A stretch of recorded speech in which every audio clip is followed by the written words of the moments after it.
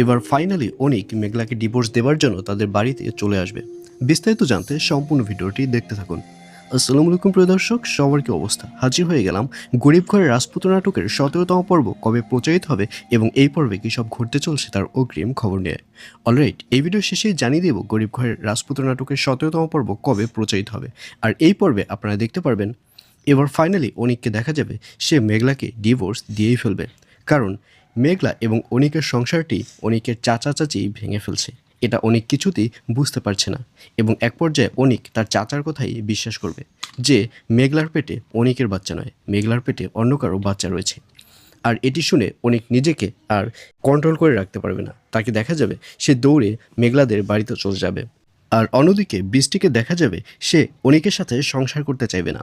তখন অনিক সব কিছু বৃষ্টিকে বুঝিয়ে বলবে যে আমি মেঘলাকে ডিভোর্স দিয়ে এসেছি, কারণ মেঘলার পেটে যে সন্তানটি তুমি শুনেছিলে সেটি আমার নয়, সেটি অন্য কারো।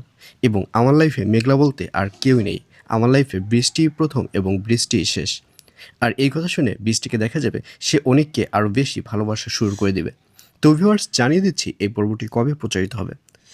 গরিব ঘরের রাজপুত্র নাটকের 17তম পর্ব প্রচারিত হবে আগামী 18 তারিখ, অর্থাৎ 18ই এপ্রিল শনিবার দুপুর 12টার সময় শুধুমাত্র কারুহিম ইউটিউব চ্যানেলে। তো ভিউয়ার্স, কারা কারা অনিক এবং মেঘলার মিল চান অবশ্যই কমেন্টে লিখে পাঠান।